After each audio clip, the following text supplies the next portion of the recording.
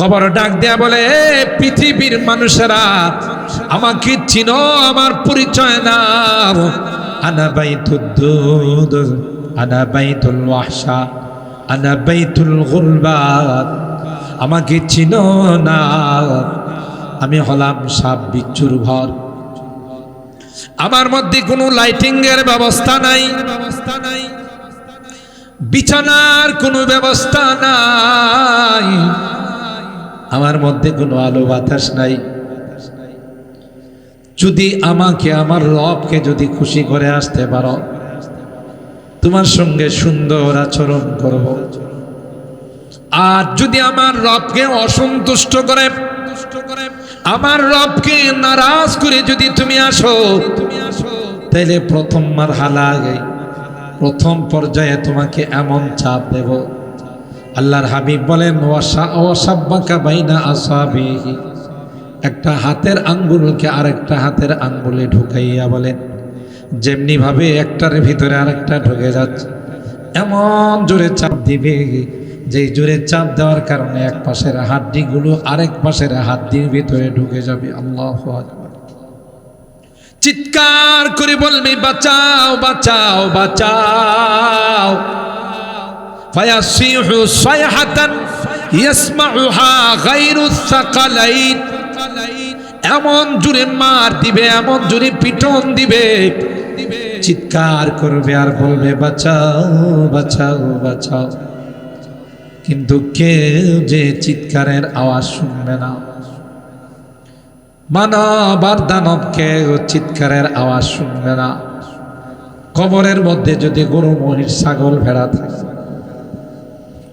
তারই চিৎকারের আওয়াজের কারণে ওরা রশি ছিঁড়ে কবরস্থান থেকে পলায়ন করবে। এত বিকট আওয়াজ হবে, এরা কবরও থাকবে না। আল্লাহর হাবিব কয়, যদি মানুষ শুনতো তাহলে কলিজা ফাইটা মারা যাইত। কথা বলেন ঠিক কিনা? তাইলে খবর ডাক দেয়া কয়, আতারিফুনি মান আনা, তুমি উপরের চাপে তুমি অন্যায় রায় দিয়েছ, অন্যায় ভাবে ফাঁসির কাস্টে ঝোলাইছ, নিচের চাপ কিন্তু তোমার জন্য অপেক্ষায় আছে। আসো আসো নাফরমান হয়ে, কবরের চাপ দিবে, সাপ বিচ্ছু কামড়াবে, তোমার কোনো লাইটিং এর ব্যবস্থা থাকবে না, দুনিয়ার মানুষ তোমাকে কোনো কম্বল দিয়া শোয়াবে না, কনকনে শীতের মধ্যে মাটির মধ্যে শোয়াই দিবে। তোমার শত শত জামার সেট আছে, দামি দামি কাপড়ের সেট আছে, কিন্তু তোমাকে 3টা কাপড়ে পুরুষ হলে আর নারী হলে 5টা সাদা কাপড়ের টুকরায় মোড়াইয়া গুরুস্থানের মধ্যে শোয়াই দেয়া চলে আসবে। দুনিয়ার মানুষ নিষ্ঠুরের মতো তোমাকে ওখানে রেখে চলে আসবে। প্রথমে বাঁশ দিয়া চাপা দিবে, এরপরে চাটাই দিবে, চাটাইয়ের উপরে মাটি দিবে। ওই লোক বলবে যে, আমি কি অপরাধ করলাম? না না, তুমি যেন আর কোনোদিন দুনিয়ার জমিনে আসতে না পারো। নিষ্ঠুরের মতো কেউ কবরের সঙ্গী হবে না। নিজের সন্তান, নিজের আপনজন লাশটা নামানোর জন্য কবরে নামবে। মৃত ব্যক্তি মনে করবে, মনে হয় আমার সন্তান আমার কবরে 1 সপ্তাহ থাকবে, আমার ভাই আমার কবরে কিছুদিন থাকবে। না না না, 2 হাত দিয়ে যখন কবরে চলে আসবে, চিৎকার করে বলবে, তোরা এত নিষ্ঠুর হবে যদি জানতাম, এত নির্দয় আর পাষাণ হবে যদি জানতাম, তাইলে তোদের সঙ্গে কোনোদিন কোনো সম্পর্ক করতাম না। এজন্য আল্লাহ বলেন, আমি বিচারের দিনের মালিক, বিচারক নয়। মালিক ইয়াউমিদ্দিন, আমি বিচারক নই রে, আমি কিন্তু বিচারের দিনের মালিক। উপায় নাই, জবাব দিতে হবে তুমি কি নিয়ে কবরে আসছো। এই জন্য আমার ভাইরা, আল্লাহ পাক রব্বুল আলামিন বলেন, পৃথিবীটা বানাইলাম, জমিন সাজাইলাম, সব গাছগাছালি দিয়ে দুনিয়াটা সুন্দর করে বানাইলাম। সম্মানিত সুধী, আমি কোরআনুল কারীমের সূরাতুল কাহফ এর কয়েকখানা আয়াত তেলাওয়াত করেছি। আয়াত নাম্বার 66, 67, 68 এবং 69। সরকারে দো আলম মাহবুবে কিবরিয়া সৈয়দুল কাওনাইন সৈয়দুস সাকালাইন হযরতে মুহাম্মদ আরবি সাল্লাল্লাহু তাআলা আলাইহি ওয়াসাল্লামের অসংখ্য হাদিস থেকে ছোট্ট একখানা হাদিস পাঠ করেছি। চেষ্টা করব আয়াতে কারিমা এবং হাদিসকে সামনে রেখে ইলমে দ্বীনের ফজিলত সম্পর্কে, ইলমে ওহীর গুরুত্ব এবং মর্যাদা সম্পর্কে দুইটি কথা আপনাদের খিদমতে আরজ করার জন্যে আল্লাহ পাকের দরবারে তৌফিক চাই। সকলে বলুন আল্লাহুম্মা আমিন। প্রথমত, আজকের এই রজনী সম্পর্কে আমাদের কম বেশি জানা আছে। এটা হলো জুমার রাত। মুসলিম শরীফের হাদিসের মধ্যে আসে, মা মিন মুসলিমিন ইয়ামুতু ইয়াওমাল জুমআতি আও লাইলাতাহু ইল্লা ওয়াকাহু আল্লাহু আন ফিতনাতিল কবর। যে কোনো মুসলমান নরনারী জুমার রাত্রি অথবা দিনে যদি ইন্তেকাল করে মারা যায়, আল্লাহ রাব্বুল আলামিন প্রথম পুরস্কার দিবেন, সেটা হলো কবরের আযাবকে মাফ করে দিবেন। যদিও মৃত্যুটা কাহারও এখতিয়ারে নয়, কাহারও ইচ্ছায় নয়। বুখারী শরীফের মধ্যে ইমামে বুখারী আলাইহির রাহমা তরজমাতুল বাব কায়েম করেছেন, অধ্যায় কায়েম করেছেন, বাবু মৌতি ইয়াউমিল ইসনাইন। সোমবারে ইন্তেকাল করার মনের আবেগ আর তামান্না পেশ করা। সাইয়্যিদানা হযরতে আবু বকর সিদ্দিক রাদিয়াল্লাহু তাআলা আল্লাহর কাছে দোয়া করতেন, হে আল্লাহ, আমার ইন্তেকালটা যদি আমার হাবিবের দিনে হতো, আমার রাসূলের ইন্তেকালের দিনে যদি আমার ইন্তেকালটা হতো, তাহলে আমি নিজেকে অনেক ভাগ্যবান মনে করতাম। কিন্তু ইচ্ছা করলেই তো আর সময় আগানো পিছানো যাবে না। লিকুল্লি উম্মাতিন আজাল ইযা জাআ আজালুহু লা ইস্তাখিরুনা সাআতাও ওয়া লা ইস্তাকদিমুন। সময় নির্ধারণ করা আছে কার পক্ষ থেকে? একটু বলেন, কার পক্ষ থেকে? আমি ইনশাআল্লাহ 12টার ভিতরেই দোয়াতে চলে যাব। তাই আমরা একটু কথা বলব, কারণ কথা না বললে আমি মনে করব রাত হয়ে গেছে, শীতের রাত, আমাকে লাগায় আপনারা সবাই ঘুমাইছেন। সেই জন্য একটু কথা বললে আর এই ধারণাটা হবে না। এমনি তো 2 দিন 3 দিনের মাহফিল হলে সাধারণত শ্রোতারা শেষ দিনে আসে, কারণ সবাই মনে করে সমস্ত বরকত শেষ দিনে যায় জমা হয়। কিন্তু এটা কেউ মনে করে না যে শেষ দিন পর্যন্ত আমি বাঁচব কিনা। কি বলেন, কারো কোনো গ্যারান্টি আছে? নিঃশ্বাসের কোনো বিশ্বাস আছে? কোনো বিশ্বাস নাই। হঠাৎ করে মালাকুল মউত চলে আসবে, বলে কয়ে আসবে, বাস। যদি মালাকুল মউতকে বলা হয় যে আমার কিছু কাজ বাকি আছে, 3 দিন পরে আসো, তাহলে তো মনে হয় মালাকুল মউত ফেরত চলে যাবে। কি বলেন? সময় মতোই চলে যাবে। আর সময় চলে আসলে কোনো চিকিৎসা, কোনো ঝাড়ফুঁক, কোনো কিছুই কাজে লাগবে না। ইদিল মানিয়াতু আনশাবাত আযফারাহা, ইদিল মানিয়াতু আনশাবাত আযফারাহা আলফাইতা কুল্লা তামিমাতিন লা তানফাউ। কবি বলেন, যখন মৃত্যু চলে আসবে, হায়াত যখন শেষ হয়ে যাবে, মালাকুল মউত যখন চলে আসবে, যত রকমের উন্নত চিকিৎসাই করা হোক, যত রকমের দামি মেডিসিন খাওয়া হোক, আর যত বড় আল্লাহওয়ালাকে দিয়ে ঝাড়ফুঁক করা হোক, কাজ হবে?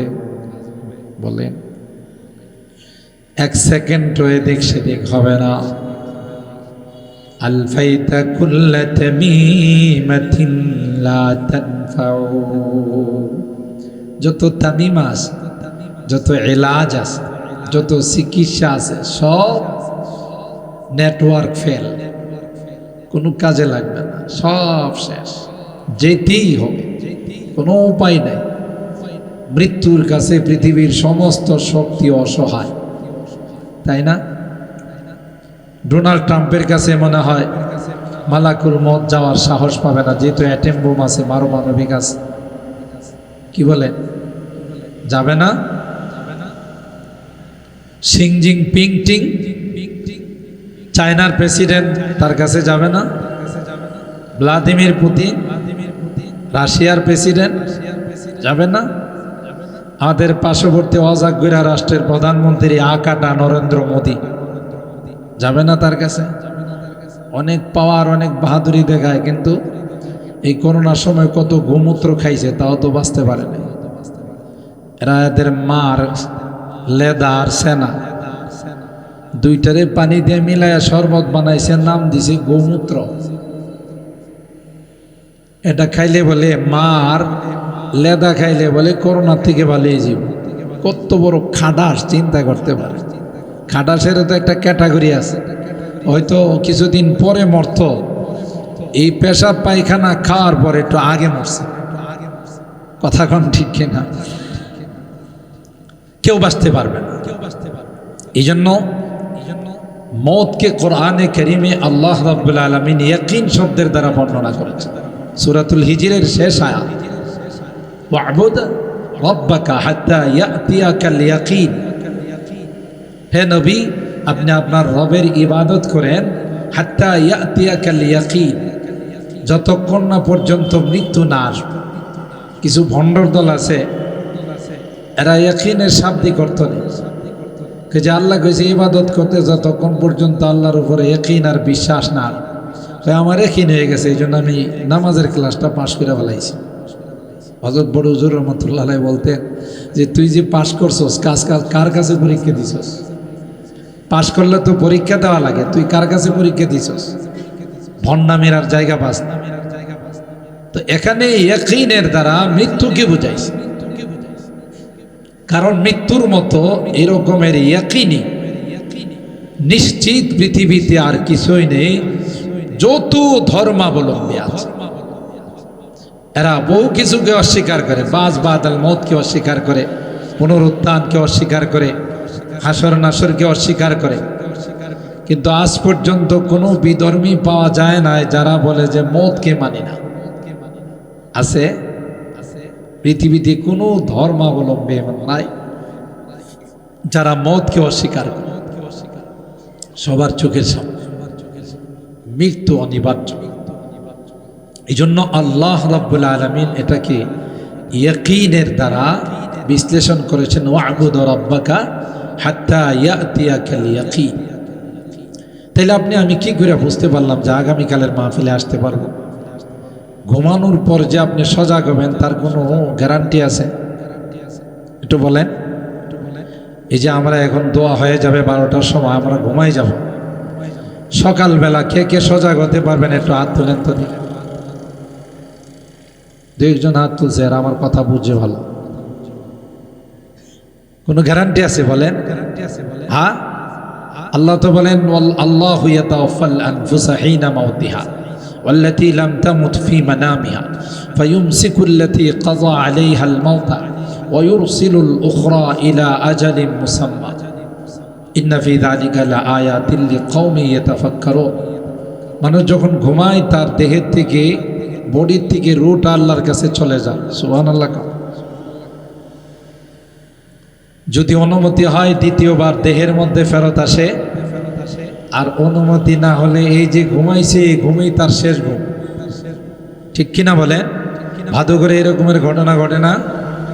ভালো মানুষ শুইছে কিন্তু আর সজাগ হয় না। তার মানে দেহের মধ্যে রুহটা ফেরত আসে নাই। এই জন্যই তো আল্লাহর হাবিব বলেন, ঘুমানোর সময় ছোট্ট একটি মাসনুন দোয়া পড়ে ঘুমায়। যে মাসনুন দোয়াগুলো ছোটকালে সবাহি মক্তব, সকালবেলার মক্তবের মধ্যে পড়ানো হইত। এখন তো সকালবেলার মক্তব মারা গেছে, মক্তবের জায়গাতে কেজি চলে আসছে। নার্সারি চলে আসছে, ইংলিশ মিডিয়াম চলে আসছে। পরিকল্পিতভাবে মুসলমানের সন্তানদেরকে সকল সুন্নত থেকে মাহরুম আর বঞ্চিত করা হয়। নিঃসন্দেহ আগে যারা বড় বড় ইঞ্জিনিয়ার হয়েছেন, লয়ার হয়েছেন, FCPS FRCS করা ডাক্তার হয়েছে, ওরা কি সকালবেলা মক্তব পড়ে গিয়ে ডাক্তার হয় নাই? বলেন না, হইছে না? ইঞ্জিনিয়ার হয় নাই, ব্যারিস্টার হয় নাই, বৈজ্ঞানিক হয় নাই? এখন কেন সকালবেলার পড়া বাদ দিয়ে ইংলিশ মিডিয়ামে পড়তে হবে, কেজিতে আর নার্সারিতে পড়তে হবে? এটা নিঃসন্দেহে বিজাতিদের কাফের মুশরিক বেঈমানদের ষড়যন্ত্র। মুসলমানদের বাচ্চাদেরকে কিভাবে ঈমান হারা করা যায়, কিভাবে মুসলমানদের বাচ্চাদেরকে ধর্ম শূন্য করা যায়, নিঃসন্দেহে। সকালবেলা আগে যে আমার এই চাচা কোথায় চলে যাইতেন মক্তব পড়াইতে, হাফেজ আব্দুল আজিজ সাহেব, গিয়ে সকালবেলা ফজরের সময় আমরা যখন এখানে নামাজ পড়ে বেরোতাম, দেখতাম যে চাচা সাইকেল দিয়ে চলে যাইতেছেন ওই মুসলমানের সন্তানদেরকে কোরআন পড়ানোর জন্য, দিন শিক্ষা দেওয়ার জন্য। ঠিক কিনা বলেন? এই জন্য আমাদের যত আকাবের, হযরত হাফিজ জি রাহিমাহুল্লাহ, শেখুল হাদিস রহমতুল্লাহ আলাই, আমাদের বড় হুজুর রহমতুল্লাহ আলাই সহ সকল আকাবেরদের একটাই স্লোগান ছিল, এত বড় মাদ্রাসা করার দরকার নাই, সবাই মক্তব করো, সকালবেলার মক্তব করো। সবার একটাই স্লোগান। হযরত হাফিজজিকে যখন বটগাছ মার্কায় যখন নির্বাচনে দাঁড়াইলেন, সাংবাদিকরা প্রশ্ন করলেন, আপনি যদি প্রেসিডেন্ট হন, আপনার ইশতেহার কি, আপনি কি করবেন? আমাকে যদি আল্লাহ বাংলাদেশের প্রেসিডেন্ট বানায়, ৬৮,০০০ গ্রামে ৬৮,০০০ মক্তব করব। দেখছেন কেন? আমাদের আল্লাহওয়ালাদের দৃষ্টি ছিল অনেক উপরে। যারে আলেম বানানো জরুরি নয়, তালাবুল ইলমি ফারিদা আলা কুল্লি মুসলিম ওয়া ফি রিওয়ায়াতিন মুসলিমা। প্রত্যেকটা মুসলমানের সন্তানদের উপর, ছেলে হোক মেয়ে হোক, তাদেরকে ইলমে দ্বীন শিক্ষা দেওয়া জরুরি, প্রয়োজন, জরুরি মোতাবেক ইলমে দ্বীন শিক্ষা দেওয়া, এটা হলো ফরজ। বাচ্চাদের উপর ফরজ মানে তার অভিভাবকদের উপর ফরজ।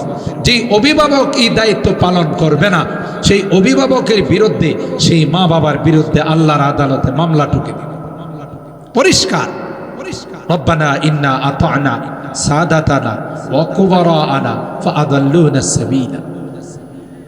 হে মালিক, মা বাবা যা বলছে তাই করছে, স্কুলে যাইতে বলছে তাই করছে, কেজিতে যাইতে বলছে, নার্সারিতে যাইতে বলছে, ইংলিশ মিডিয়ামে যাইতে বলছে, কিন্তু সেই জালেম মা বাবা আমাকে কোরআন শিখায় নাই, দিন শিখায় নাই, ইসলাম শিখায় নাই। যে কারণে আমি নেশাখুর, মদখুর, জুয়াখুর, যত খুর আছে সব খুর হয়ে আমি আসছি। আমি নামাজ পড়ি নাই, রোজা রাখি নাই, দিনের পথে চলি নাই, তার জন্য আমার মা বাবাকে ফাঁসির কাষ্টে ঝুলাইতে। রব্বানা আতিহিম দিফাইনি মিনাল আযাব ওয়ালআনহুম লানান কাবীরা। আপনার আমার সন্তান যাদেরকে কোরআন শিক্ষা দেওয়া হয় নাই, দিন শিখানো হয় নাই, নামাজ শিক্ষা দেওয়া হয় নাই, পর্দা শিক্ষা দেওয়া হয়, আল্লাহর কসম, আল্লাহর আদালতে গিয়ে বলবে, আল্লাহ, মা বাবার হুকুমের বাহিরে কোনো কিছুই করি নাই, মা বাবা যেই দিকে যাইতে বলছে সেই দিকে গিয়েছি, যা অর্জন করতে বলেছেন তাই অর্জন করেছি, কিন্তু মা বাবা মক্তবে পাঠায় না, কোরআন শিখায় নাই, ইসলাম শিখায় নাই, পর্দা শিখায় নাই, হালাল হারাম শিখায় নাই। তাই তো আমি গুনাহগার হয়ে না ফরমান হয়ে আজকে কিয়ামতের ময়দানে উপস্থিত হলাম।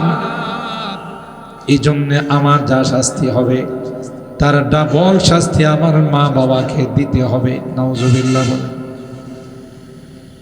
রব্বানা আতিহিম দিফাইনি মিনাল আযাব ওয়ালআনহুম লানান কাবীরা।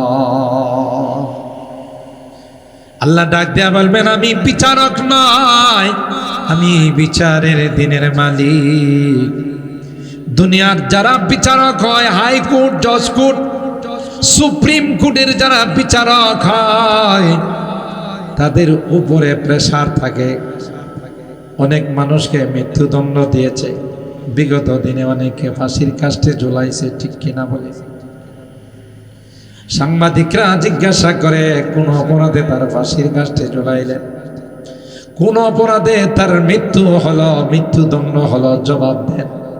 তাদের একটাই জবাব, উপরের চাপ। কথা কয় না? কি চাপ? উপরের নির্দেশ, উপরের চাপ। আমরা তাদেরকে লক্ষ্য করে বলে তুমি রেডি থাকো, নিচের চাপ অপেক্ষা করতেছে। কথা কয় না? উপরের চাপে তুমি অন্যায় রায় দিয়েছ, অন্যায় বিচার কাজ করেছো, তোমাকে প্রতিদিন কবর তোমাকে ডাক দেয়া কয় আতারিফুনি মান আনা। তুমি উপরের চাপে তুমি অন্যায় রায় দিয়েছ, অন্যায় ভাবে ফাঁসির কাস্টে ঝোলাইছ। নিচের চাপ কিন্তু তোমার জন্য অপেক্ষায় আছে। আসো আসো নাফরমান হয়ে, কবরের চাপ দিবে, সাপ বিচ্ছু কামড়াবে। তোমার কোনো লাইটিং এর ব্যবস্থা থাকবে না, দুনিয়ার মানুষ তোমাকে কোনো কম্বল দিয়া শোয়াবে না। কনকনে শীতের মধ্যে মাটির মধ্যে শোয়াই দিবে। তোমার শত শত জামার সেট আছে, দামি দামি কাপড়ের সেট আছে, কিন্তু তোমাকে 3টা কাপড়ে পুরুষ হলে আর নারী হলে 5টা সাদা কাপড়ের টুকরাই মোড়াইয়া গুরুস্থানের মধ্যে শোয়াই দিয়া চলে আসবে। দুনিয়ার মানুষ নিষ্ঠুরের মতো তোমাকে ওখানে রেখে চলে আসবে। প্রথমে বাঁশ দিয়া চাপা দিবে, এরপরে চাটাই দিবে, চাটাইয়ের উপরে মাটি দিবে। ওই লোক বলবে যে আমি কি অপরাধ করলাম? না না, তুমি যেন আর কোনোদিন দুনিয়ার জমিনে আসতে না পারো। নিষ্ঠুরের মতো কেউ কবরের সঙ্গী হবে না। নিজের সন্তান, নিজের আপনজন লাশটা নামানোর জন্য কবরে নামবে। মৃত ব্যক্তি মনে করবে, মনে হয় আমার সন্তান আমার কবরে 1 সপ্তাহ থাকবে, আমার ভাই আমার কবরে কিছুদিন থাকবে। না না না, 2 হাত দিয়ে যখন উপরে চলে আসবে চিৎকার করে বলবে, তোরা এত নিষ্ঠুর হবে যদি জানতাম, এত নির্দয় আর পাষাণ হবে যদি জানতাম, তাইলে তোদের সঙ্গে কোনোদিন কোনো সম্পর্ক করতাম না।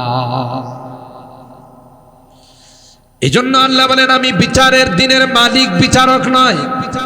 মালিক ইয়াউমিদ্দিন, আমি বিচারক নয় রে, আমি কিন্তু বিচারের দিনের মালিক। উপায় নাই, জবাব দিতে হবে তুমি কি নিয়ে কবরে আসছো। এই জন্য আমার ভাইরা, আল্লাহ পাক রব্বুল আলামিন বলেন পৃথিবীটা বানাইলাম, জমিন সাজাইলাম, সব গাছগাছালি দিয়ে দুনিয়াটা সুন্দর করে বানাইলাম। আমার টার্গেট কিন্তু এই সকল মাদ্রাসা, কোরআনের আলিম যারা, কোরআনের পাখি যারা, তারাই হলো মূলত টার্গেট, এরাই হলো মূলত মালিক। এদের ওসিলায় বিজাতিরা খায়, যেমন বিবাহ শাদীর অনুষ্ঠানে দাওয়াতিরাও খায়, বিন দাওয়াতিরাও খায়, ঠিক না? বরং বিন দাওয়াতিরা বেশি খায়, যার উপলক্ষে খানার আয়োজন। এত মুখে রুমাল দেয়া রাখে, সামান্য 2 লোকমা খায়। যদিও এখনকার বড়রা এ কাম করে না, এরা চিন্তা করে সব খরচ আমার জন্য আর আমি মুখে রুমাল দেয়া রাখবো, এর চাইতে বুকামি আর কিছু হতেই পারে না। এই জন্য এ নিজেও আচ্ছা তালে খায়, আশপাশের বন্ধু বান্ধবদেরও খাওয়ায়। কথা কয় না? কিন্তু আগে এক সময় জামাইকে রুমাল দেখলেই বোঝা যেত তিনি হলেন জামাই, তিনি হলেন বর। আসলে কিন্তু খাবার বরের জন্য। কোন অনুষ্ঠানে যদি বর না যায়, বর যাত্রীরা গিয়ে যদি বলে বিআই সাহেব বর তো একটু সমস্যা, আসতে পারবে না, খাবার দাবার যা পাকাইছেন দিয়ে দেন। আপনাদের কি ধারণা বসা থাকবে না দাঁড়াইবে? খালি হাতে দাঁড়াইবে না কিছু নিয়ে দাঁড়াইবে? হায়া নাই, লজ্জা নাই, বর্ষার আসো আবার খানা চাও। কিন্তু বিন দাওয়াতিরা বেশি খায়, কুকুর বিড়াল খায়। এলাকার কুকুর বিড়াল তো খায়, আশপাশের কুকুর বিড়াল কেউ দাওয়াত দেয়া নিয়ে আসে। আসলে কি মালিকে খাবার বানাইছে তাদের জন্য? কথা কয় না। আসল খাবারের উদ্দেশ্য হলো বর। ঠিক আল্লাহর কসম, গোটা পৃথিবীটা আল্লাহ সাজাইছেন। ওয়ালাকাদ যায়্যানাস সামা আদ-দুনিয়া বিজিনাতিল কাওয়াকিব ওয়া হিফযাম মিন কুল্লি শাইতানিম মারিদ لا يسمعون إلى الملأ الأعلى ويقذفون من كل جانب دحورا ولهم عذاب واصب الله أكبر আল্লাহ বলেন সব কিছু সাজাইছি। এই প্যান্ডেল, এই দুনিয়া সাজানো, সবুজ শ্যামল গাছ গাছালি, বাগান বাগিচা, সব কিছু এই মাদ্রাসার আলেমদের জন্য, কোরআনের পাখিদের জন্য আমি আল্লাহ সাজাইলাম। এদের ওসিলাই কাফের মুশরিকরা খায়। কথা কয় না, জোরে বলেন ঠিক কিনা? যার ওসিলায় খানা পায়, হেরে কয় তুমি পাকিস্তানে চলে যাও। কথা কি ঠিক বললাম? যার ওসিলায় বেঁচে আপনি প্যারি পাকিস্তানে চলে যাও। বিগত দিনে বলে নাই? বিগত দিনে আলেম ওলামাদেরকে সন্ত্রাস, জঙ্গিবাদ, মৌলবাদ বলে নাই? বলে নাই? বলছে। আর একটা পর্যায়ে সেমিনার করে বলছি তুমি আপনি প্যারি পাকিস্তান মে চলে যাও। আলেম ওলামারা নায়েবে রাসূল, ওয়ারাসাতুল আম্বিয়া। শুধু নবীর ওয়ারিস নয়, ইন্নামাল উলামা ওয়ারাসাতুল আম্বিয়া। সকল নবীদের ওয়ারিস হযরত বড় হুজুর রাহমাতুল্লাহি আলাইহি প্রত্যেক বয়ানেই প্রায় বলতেন, যত বিজাতিরা আছে সমস্ত নবী রাসূলদেরকে একটা কথাই বলছে, ওয়াকালাল্লাযীনা কাফারু লিরুসুলিহিম লানুখরিজান্নাকুম মিন আরদিনা আও লাতাউদুন্না ফী মিল্লাতিনা। সমস্ত নবী রাসূলদেরকে তার এন্টিপার্টি দুশমন যারা বিজাতিরা বলতো, বেরিয়ে যাও, আমাদের এলাকা থেকে বের হয়ে যাও। আমাদেরকেও যখন বলছে বোঝা গেল আমরা খাঁটি নায়েবে রাসূল। কথা কয় না? বোঝা গেল আমরা খাঁটি নায়েবে রাসূল। শুধু নবীর ওয়ারিস নয়, সকল নবীদের ওয়ারিস। কিন্তু নবীরা তাদের জবাব কোনোদিন উত্তেজিত হয়ে দেয় নাই। নবীরা জবাব দিয়েছেন, ক্বালা ইয়া কওমি লাইসা বি দালালা ইন্নী লাকুম রাসূলুন আমিন। ক্বালা ইয়া কওমি লাইসা বি সাফাহা। না রে না না না, আমরা লাইনচ্যুত নয়, আমরা গুমরা নয়, আমাদের মধ্যে মূর্খতা নেই। নবীরা কোনোদিন মূর্খ হয় না, জামানার সবচেয়ে বড় জ্ঞানী হয়। কথা বলেন ঠিক কিনা? তাই তো হযরত মুসা পয়গম্বর, যে আয়াতে কারিমাগুলো তিলাওয়াত করলাম, মুসা পয়গম্বর মাহফিলে বয়ান করতেছিলেন। শ্রোতা একজন বললেন, হুজুর এই যুগের সবচেয়ে বড় আলেমকে? আল্লাহর পয়গম্বর মুসা নবী বলেছিলেন আনা। জবাবটা কি সঠিক ছিল না বেঠিক ছিল?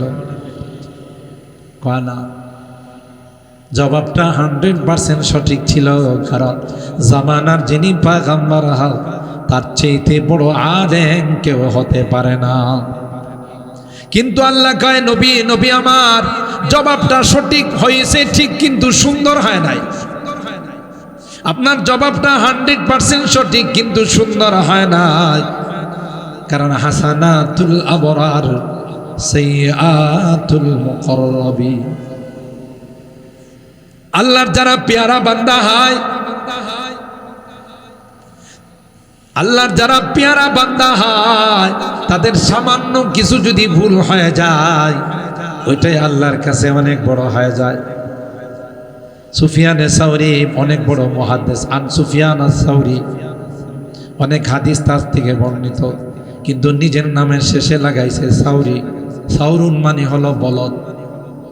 বলুন তো দিকে আপনাকে যদি 1 লাখ টাকা দেওয়া হয় যে তোমার নামের শেষে তুমি বলদই লাগাইবা, বলদ লাগাইবা, বসা থাকবে না, দাঁড়ায় কিছু লাগাইবা, তুই আমারে বলদ মনে করিস।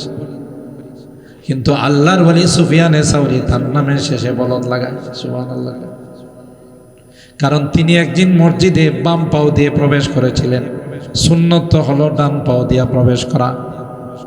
কথা কি ঠিক বললাম? দোয়া পড়া, দুরূদ পড়া, ডান পাও দিয়ে প্রবেশ করা, যতক্ষণ মসজিদে থাকবো ইতিকাফের নিয়ত করা। ঠিক কিনা বলেন? আমরা তো পাও একটা ঢুকাইলে হয়েছে, জিজ্ঞাসা করলে কই 2টাই আল্লাহর বানানো পাও, একটা দিয়ে ঢুকলে হয়েছে। কথা বলেন ঠিক কিনা? সুফিয়ানে সাউরি বাম পাও দিয়ে ভুলে মসজিদে প্রবেশ করলেন। আকাশ থেকে আওয়াজ আসলো, ইয়া সাউর, ইয়া সাউর, হে বলদ, কোন পাও দিয়া ঢুকলা? আল্লাহু আকবার। আমরা জীবনে কতবার বাম পাও দিয়া ঢুকছি। আল্লাহ কোনদিন আসমান থেকে ডাক দিয়া বলেন না, ইয়া দি, হে মোরগ কোন পাও দিয়া ঢুকছস, হে বিড়াল কোন পাও দিয়া ঢুকছস। কারণ আমাদের সাথে আল্লাহর এত ভাব সৃষ্টি হয় না। আল্লাহর ওলি সামান্য একটু ভুল করেছেন, আল্লাহ ডাক দিয়া কইয়া সাউর, তিনি বেহুশ হয়ে মসজিদের গেটের মধ্যে পড়ে গেলেন। হুশ হওয়ার পর আবার বাহিরে গিয়ে সুন্দর করে ডান পাও দিয়া দোয়া পড়ে ইতিকাফের নিয়ত করে দুরূদ শরীফ পড়ে মসজিদে প্রবেশ করলেন। আর নিজের নামের মধ্যে সব সময় সাউর শব্দটা লাগায়। সুফিয়ানে সাউরি, আমার আল্লাহ আমাকে বলদ বলছেন, সুতরাং এটা আমার কাছে সবচেয়ে প্রিয় না। হযরতে মুসা কালিমুল্লাহর জবাব 100% সঠিক ছিল, কিন্তু কেন তিনি আনা বললেন? এই জন্য আল্লাহ কয় জবাবটা এভাবে না দিয়ে যদি অন্যভাবে দিতেন, আল্লাহু আলাম, আল্লাহ ভালো জানেন সবচেয়ে বড় আলেম, ঠিক না বেটি? যেমনটা মুফাসসিরিনে কেরাম হুরুফে মুকাত্তাআত, ফাওয়াতিহুস সুওয়ার, আওয়াইলুস সুওয়ারের মধ্যে যে শব্দগুলো আছে এগুলোর তাফসীরের মধ্যে বলেন আলিফ লাম মিম, আল্লাহু আ'লামু বিমুরাদিহি বিযালিক। নিজেরা কোনো তাফসীর করে না। হযরত মুসা পয়গম্বরের জবাবটা আল্লাহর কাছে পছন্দ হয় নাই। আল্লাহ ডাক দেয়া কই, মুসা তুমি বড় আলেম হইলা কবে? তোমার তো এখনো লেখাপড়া শেষ হয় নাই। জামিয়া সিরাজিয়া থেকে তো তুমি এখনো ফারেগ হও নাই, তোমাকে পাগড়ি দেওয়া হয়। সুবহানাল্লাহ।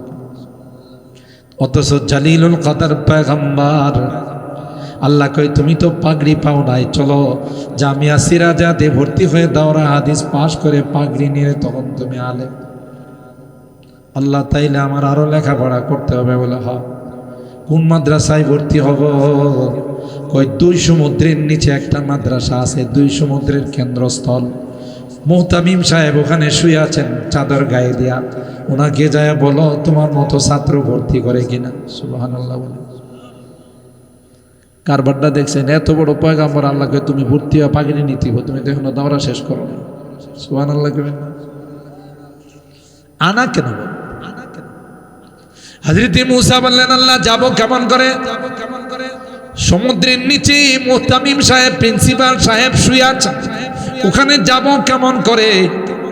আল্লাহ বলেন একটা কয় মাছ ভুনা করো, যেখানে কয় মাছটা জিন্দা হয়ে সমুদ্রের পথে রওনা দিবে, ওই পথ অনুসরণ করে তুমি যেখানে গিয়া মাজমা আল বাহরাইন, 2 সমুদ্রের কেন্দ্রস্থল পাবে, ওখানে গিয়ে তুমি মুহতামিম সাহেবকে পাবে। সুবহানাল্লাহ। হযরত মুসা পয়গম্বর খাদেম ইউশা ইবনে নুন, যিনি তার পরবর্তীতে পয়গম্বর হবেন, সূরাতুল কাহাফের মধ্যে আল্লাহ এই ঘটনা বর্ণনা করেন। ওয়াইদ ক্বালা মুসা লিফাতাহু লা আবরাহু হাত্তা আবলুগা মাজমাআল বাহরাইনি আও আমদিয়া হুকুবা। চলো সফরে বেরিয়ে এলমে দ্বীন অর্জন করার জন্য। সুবহানাল্লাহ। অনেক লম্বা ঘটনা, আমি চুম্বক অংশটুকুন শুধু বলতেছি। রওনা দিলেন, একটা পর্যায়ে মাছ জিন্দা হয়ে সমুদ্রে চলে গেছে। আল্লাহু আকবার। ভাদুঘরেও মাঝে মধ্যে দেখা যায় মহিলারা কয় মাছ ভুনা করে, হঠাৎ করে কড়াই থেকে কয় মাছটা উড়াল দিয়া চলে যায়। কি বলেন? হয় যদি আল্লাহ জিন্দা করে তাইলে কুরুলিয়া খালে যাইতে পারে না, পারে না, কথা কয় না। আল্লাহ যদি জিন্দা করেন তিতাস নদীতে যাইতে পারে না, পারে না। কয় মাসটা জিন্দা হয়ে সমুদ্রের পথে রওনা দিয়েছে। হযরত মুসা পয়গম্বর খাদেমকে বলে কয় মাস? কয় বললে যে হুজুর এটা তো কোন দিক দিয়ে যে জিন্দা হয়ে চলে গেছে কইতে পারি না। সুবহানাল্লাহ। বেঁকে আসলেন, আসার পর তিনি কি করলেন? দেখলেন যে ফাত্তাখাযা সাবিলাহু ফিল বাহরি সারাবা, কয় মাছ যেই দিক দিয়া ভিতরে চলে গেল, আল্লাহ এটাকে কর্ণফুলী টানেল বানাই ফেলাইছে। আগে ছিল বঙ্গবন্ধু টানেল, যেহেতু বঙ্গবন্ধু এখন সব শেষ, এখন হয়ে গেছে আসল নামে সেটা হলো কর্ণফুলী টানেল। চট্টগ্রামে কর্ণফুলী নদীর ভিতরে একটা টানেল করছে। এটা সব উপরেও পানি, সাইডেও পানি, মাঝখান দিয়া গাড়ি যায়। এটাকে বলে সুড়ঙ্গ পথ। যারা হজ উমরা করতে গেছে, সৌদি আরবে অনেকগুলো সুড়ঙ্গ পথ আছে, যে সুড়ঙ্গ পথ দিয়া গাড়ি চলাচল করে।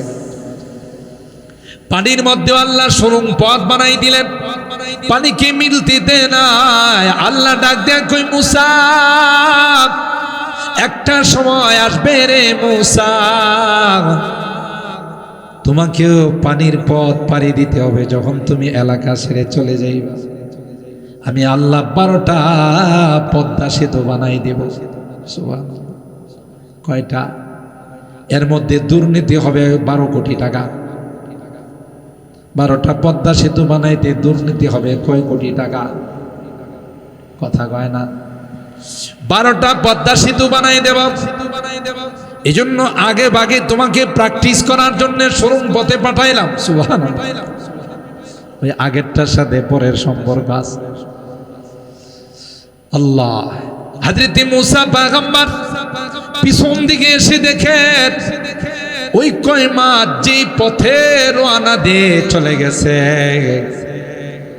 আল্লাহ পাক ওইটাকে সুড়ঙ্গ পথ বানাইয়া রেখে দিয়েছেন। মুসা পয়গম্বর খাদিম ইউশা ইবনে নুনকে নিয়ে সুজা মাজমাল বাহরাইন, দুই সমুদ্রের কেন্দ্রস্থল, দুই দিক থেকে সমুদ্রের পানির চাপ। ওখানে গিয়ে দেখে মাদ্রাসার মুতামিম সাহেব চাদর গায়ে দিয়া শুয়ে রয়েছে। মনে হয় আপনারা ঘুমাই গেছে। সুবহানাল্লাহ। এখন জোরে কইলে কি পুলিশ আসে? কথা কয় না। আর একটু জোরে বলেন, আর একটু জোরে বলেন, বলেন আল্লাহু আকবার। আরে মুসলমানদের আওয়াজ স্তব্ধ হয়ে গেছে, এই জন্য বিজাতিরা চড়া হয়। এদেশকে নিয়ে স্বপ্ন দেখে খ্রিস্টান রাজ্য বানানো, এদেশকে নিয়ে স্বপ্ন দেখে বিভিন্ন রকমের ইসকন, এটাকে হিন্দু রাজ্য রাম মন্দির বানানোর কথা বলেন, ঠিক কিনা?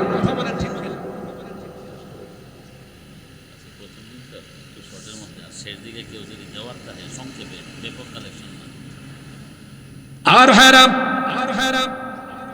হযরত মুসা পয়গম্বর ওখানে কি সালাম জানাইলেন, আসসালামু আলাইকা ইয়া আবদাল্লাহ।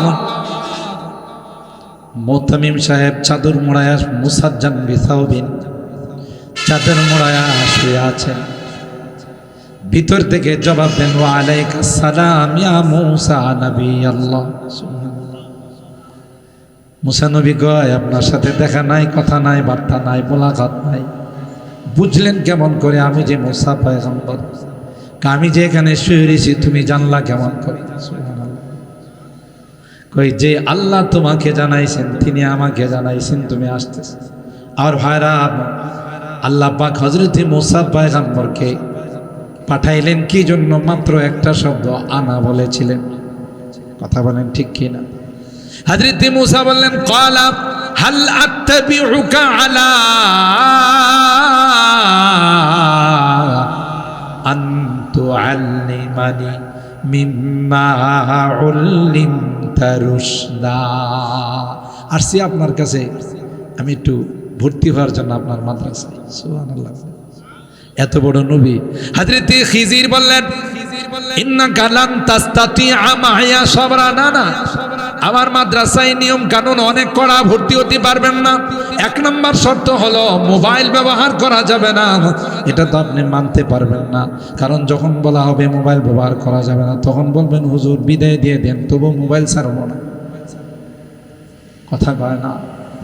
হাল আত্তাবিউকা আলা আন তুআল্লিমানি মিম্মা উল্লিমতা রুশদা। বললেন যা হুজুর সব মাইনা নিব। কাইফা তাসবিরু আলা মা লাম তুহিতু বিহি খুবরা। আর যা আপনি শিখেন নাই, যা আপনি পড়েন না, এটা আপনি বরদাস্ত করবেন এবার কেমন করে? আপনি হলেন তাশরিঈ নবী, আমি হলাম তাকবিনী নবী। গোপন কিছু জিনিস আল্লাহ আমাকে জানাইছেন যা আপনি জানেন না, সুতরাং আমি করলেই তো আপনি ভেটু দিবেন, এটাই নিয়ম। কথা বলেন ঠিক কিনা? আমার ভাইরা, আমার এই ঘটনা বলা উদ্দেশ্য নয়, বুঝা গেল সবচাইতে দামি হলো আল্লাহর কাছে ইলমে ওয়াহী। ঠিক কিনা বলেন? হযরত সুলাইমান গোটা বিশ্বের বাদশা। আল্লাহ বলেন না না না, সুলাইমান এবং তার বাবা দাউদকে আমি আল্লাহ কিছুই দিই নাই। ওয়ালাকাদ আতাইনা দাউদা ওয়া সুলাইমানা ইলমা। কিছুই দেই নাই, ইলম দিছি। আল্লাহু আকবার বলেন। গোটা বিশ্ব এই ইলমে ওয়াহীর কারণে আল্লাহ বাঁচিয়ে রাখছেন। ইলমে ওয়াহী যারা অর্জন করে, কোরআনের পাখি যারা, নায়েবে রাসূল, ওয়ারাসাতুল আম্বিয়া, তাদের জন্য আল্লাহ টিকে রাখছে। তাদের ওসিলায় বিজাতিরা খাইতেছে, আমোদ ফুর্তি করতেছে। এখন এরা সবাই মিলে চায় যাদের ওসিলায় খাইতেছে ওদেরকে বের করে দিতে। ইন্টারন্যাশনাল হারামজাদা, নিমক হারাম। কথা কয় না, কিন্তু পারবে না। গোটা বিশ্ব মিলে যদি একত্রিত হয়ে চেষ্টা করে, আল্লাহর কসম, কিয়ামত পর্যন্ত কোরআনের এই প্রতিষ্ঠানগুলো ছিল, আছে, থাকবে, কেউ বিন্দু পরিমাণ কোনো ক্ষতি করতে পারবে না। ভূমিকম্প আসে, ঝাঁকুনি দিয়ে চলে যা, বুঝো না? কাদের কারণে বেঁচে আছো? এই কোরআনের পাখিদের কারণে। সুবহানাল্লাহ। না হয় যে পরিমাণ গুনাহ আমাদের দ্বারা হয়, বহু আগে আমাদেরকে ধ্বংস করে দিতে। ঠিক কিনা বলেন? এই জন্য যতদিন বেঁচে থাকবো এই কোরআনের মাদ্রাসার সাথে সম্পর্ক রাখবো বলেন ইনশাআল্লাহ। আমি 12টা পর্যন্ত ওয়াদা করছিলাম, 8টা মিনিট বেশি হয়ে গেছে, রাগ করছেন? আর যদি কয়েকটা মিনিট হয় দোয়া টোয়া মিলায় থাকি, রাগ করবেন, বদদোয়া দিবেন ইনশাআল্লাহ। আমার টোটাল আলোচনার সারাংশ এটাই ছিল যে এর চেয়েতে দামি, এর চেয়েতে মূল্যবান, এর চেয়েতে মর্তবাওয়ালা কোনো কিছু আল্লাহ পৃথিবীতে পাঠান নাই। তাদের চেয়ে দামি পৃথিবীর মধ্যে কেউ নাই। আর দামিদের সাথে যারা সম্পর্ক রাখবে ওরাও দামি হয়ে যাবে। ঠিক না? আমি বাংলাতে অনেক সময় বলি, কোনো মন্ত্রী মিনিস্টারকে যদি কোথাও দাওয়াত দেওয়া হয়, ইনভাইট করা হয়, তার সাথে কি তিনি একা আসে না, তার সাথে অনেক লোকজন আসে। ভিআইপি হলে সার্কিট হাউসে যখন তার জন্য ব্যবস্থাপনা করা হয়, তখন স্পেশাল রুমে আন্দর মহলে যখন তিনি ঢুকে, দেখা যায় তার সাথে আরো 15-20 জন ঢুকতে চায়। গেটম্যান বলে মিয়া থামেন, এটা মন্ত্রী ঢুকবে। আর ওরা কয় মিয়া ছাড়েন, আমরা মন্ত্রীর লোক। কথা কয় না। এরকমের পাওয়ার দেখায় ঢুকে না, ঢুকে না। ভাদুগরের মানুষ, ব্রাহ্মণবাড়িয়ার মানুষ, হযরত বড় হুজুর রহমাতুল্লাহ আলাইহি, হযরত আল্লামা সিরাজি রাহিমাহুল্লাহ, নিঃসন্দেহে তারা আল্লাহর ওলি ছিলেন। আল্লামা সিরাজি পৃথিবীর কাউকে ভয় করতেন না। হক কথা বলার দরকার ছিল সবার সামনে বলে দিতেন। কথা বলেন ঠিক কিনা? হযরত বড় হুজুর রহমাতুল্লাহ আলাইহি গোটা ব্রাহ্মণবাড়িয়ার কোনো ধর্ম বর্ণ নির্বিশেষে সকলের কাছে একজন প্রিয় পাত্র ছিলেন। কথা বলেন ঠিক কিনা? বাবরি মসজিদের ঘটনার সময় আমি তখন জামিয়া সিরাজিয়ার ছাত্র, সব ঠাকুররা গোটা ব্রাহ্মণবাড়িয়া কালো হয়ে গেছে। কারণ গোটা বাংলাদেশের মানুষই কথা বলে বেড়ায়, যদি কখনো বাংলাদেশে ইসলামী হুকুমত কায়েম হয়, শরিয়া বিধান ইমারতে ইসলামিয়া যদি কায়েম হয়, সেটা সর্বপ্রথম ব্রাহ্মণবাড়িয়ার জমিন থেকে কায়েম হবে। কথা বলেন ঠিক কিনা? তো এই ব্রাহ্মণবাড়িয়ার মানুষ, তৌহিদি জনতা, ইমান স্পৃহা নিয়ে কাজ করে। বাবরি মসজিদের ঘটনার সময় গোটা শহর কালো হয়ে গেছে। ডিসিএসপি উপরস্থ কর্মকর্তারা দেখছে যে আউট অফ দ্য কন্ট্রোল, এই জনতার স্রোত আমরা কন্ট্রোল করতে পারবো না। জামিয়া ইউনুসিয়াতে বড় হুজুরের কাছে গেছে, গিয়ে বলছে হুজুর যেইভাবে মানুষের ঢল নামছে, কালো হয়ে গেছে পুরা ব্রাহ্মণবাড়িয়া শহর, এই জনগণকে শান্ত করার কন্ট্রোল করার ক্ষমতা আমাদের নাই। তা আমি কি করব? আপনি কিচ্ছু করা লাগবে না, আপনি আমাদের গাড়ির সামনের সিটে বসে হাত দিয়ে শুধু ইশারা করে দেবেন, এই কথা আমাদের বিশ্বাস আছে। এই ব্রাহ্মণবাড়িয়ার মানুষ যেইভাবে আপনাকে শ্রদ্ধা করে, যেইভাবে আপনাকে ভক্তি করে, আপনাকে মানে, আপনার ইশারা দিতে দেরি হবে, তারা এলাকার থেকে যাইতে দেরি হবে। তাই বড় হুজুর রহমতুল্লাহ আলাই বলছে, যেটা ইন্ডিয়ার ঘটনা, আমার বাংলাদেশের হিন্দুদের মাল সম্পদ, দোকানপাট, মন্দির ভাঙচুর করার ইসলামে কোনো পারমিশন নাই। এটুকু বলছে, সমস্ত মানুষ যেই রাস্তা দিয়ে আসছিল আবার সেই রাস্তা দিয়ে বাড়িতে চলে গেছে। পরের দিন শহরের যত ঠাকুর মাকুর আছে, বড় বড় হিন্দুদের নেতা ফেতা আছে, সব দল বেঁধে নতুন ধুতি পরে, বুঝলেন, নতুন ধুতি পরে আসছে বড় হুজুর বাড়ির, ভগবানরা একটা সেজদা দিবে। আমি দৌড়ায় গেলাম, আপনারা কি জন্য আসছেন? হিন্দুদের ঢল। কই ভগবান? কই ভগবান? কে? বড় হুজুর ভগবানরা একটা সেজদা দিবে। সর্বনাশ, এই কথা কই না যে আসছি আপনার কাছ থেকে দোয়া নেওয়ার জন্য। সব বসাইছে বড় হুজুর রহমতুল্লাহ বাড়ি থেকে আসছে, ভিতর থেকে সব ঠাকুররা বসা। বলতেছে আসার পরই হাত জোড়াত করে আপনাকে একটা প্রণাম দিব, আপনাকে একটা সেজদা দিব। সর্বনাশ, আমাদের ইসলামে এটা জায়েজ নাই, অনুমতি নেই। কথা বলেন ঠিক কিনা? হুজুর তাকে দেয় না, তাদেরকে ইসলামের দাওয়াত দিছেন। তাইলে এই রকমের একজন আল্লাহর ওলি, যার মহব্বত আর যার ভালোবাসা গোটা দেশের সকল মানুষের ভিতরে আল্লাহ ঢেলে দিয়েছেন। আরে শাইখুল হাদিস ব্রাহ্মণবাড়িয়া শরৎ বাজার মাহফিল আয়েশা বলে, আমি বড় হুজুরের মিজানের ছাত্র। আল্লাহু আকবার কইবেন না? বড় হুজুরের কাছে আমি মিজান পড়ছি, মিজান। বড় হুজুর আমার মিজানের উস্তাদ।